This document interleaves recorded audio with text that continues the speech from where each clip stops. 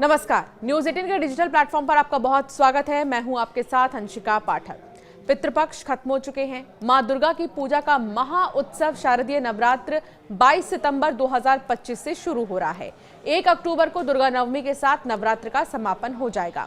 इस बार ये पर्व 9 नहीं 10 दिनों का होगा। जी हाँ, अब तक तो आपने कई सालों से नवरात्र 7 दिनों में, 8 दिनों में या 9 दिनों के अंदर अंदर ही खत्म होते देखा होगा, लेकिन इस बार नवरात्र पूरे 10 दिन रहेगा। यह अद्भुत संयोग लगभग 9 साल बाद बन रहा है। इससे पहले 2016 में भी नवरात्रि 10 दिनों की थी।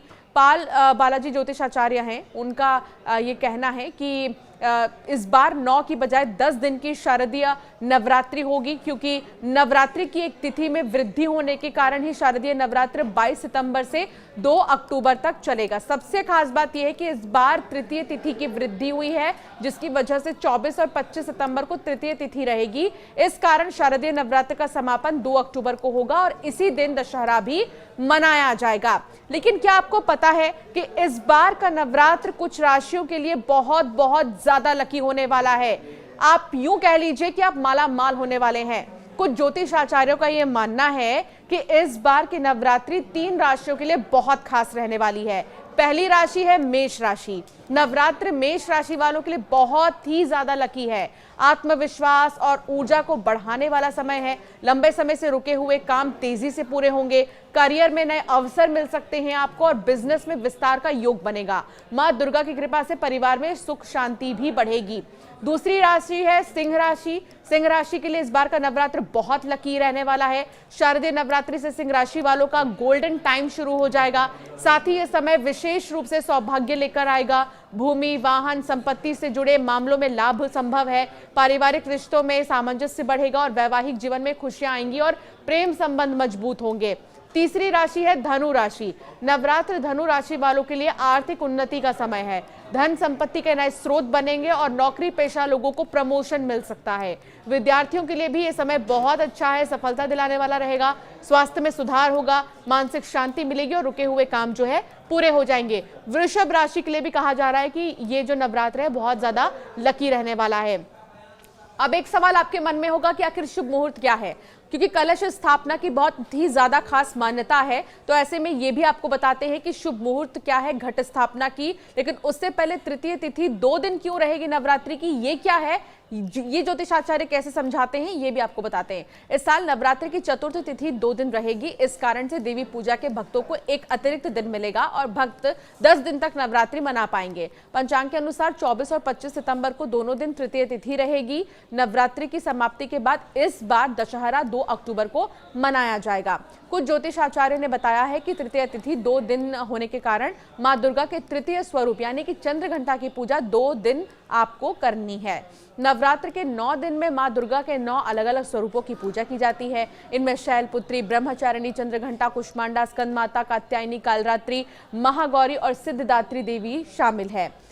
तो इस बार एक सवाल और भी होगा आपके मन में कि आखिर इस बार मां की सवारी क्या होगी। तो चलिए आपको ये भी बताते हैं। हाथी पर सवार होकर मां दुर्गा आएंगी। ज्योतिष आचार्य ने बताया है कि नवरात्र की शुरुआत में मां दुर्गा के वाहन का विशेष महत्व रहता है। ये वाहन नवरात्रि के प्रारंभ होने वाले दिन निर्भर करता है। इस बार नवरात्रि की शुरुआत रविवार से ही सब कह रहे थे कि होने वाली है और आधे रविवार से लेकर सोमवार से शुरू होगी।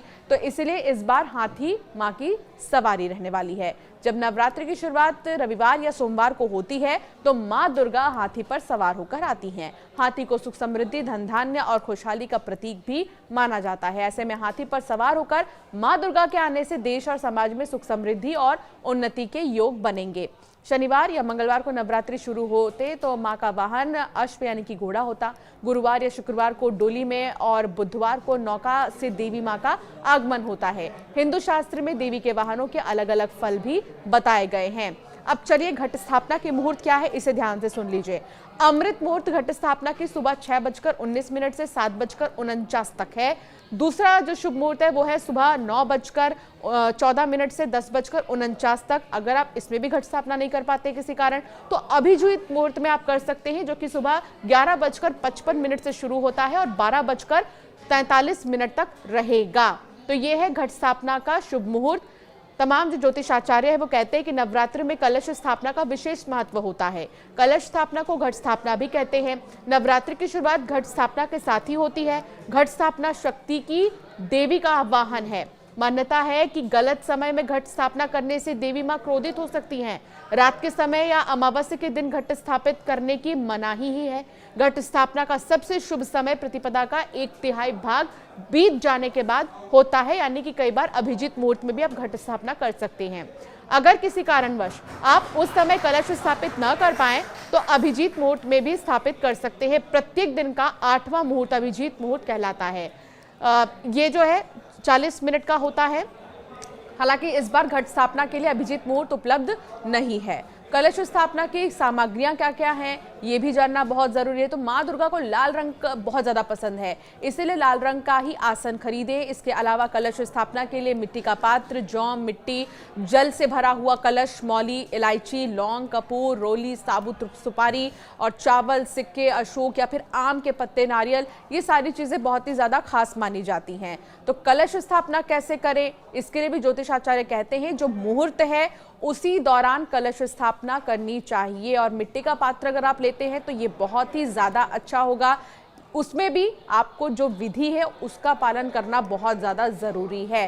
तो इस बार नवरात्रि बहुत ज़्यादा खास है और घट स्थापना अगर आप कर रहे हैं, अगर आप व्रत रख रहे हैं तो ज़रूर इस बात को ध्यान में रखिए कि आपको किन चीज़ों का ध्यान रखना है। यानी कि गलती से भी गलती आप मत करिएगा, क्योंकि माँ अगर क्रोधित हो गई तो माँ की कृपा आप पर नहीं रहेगी।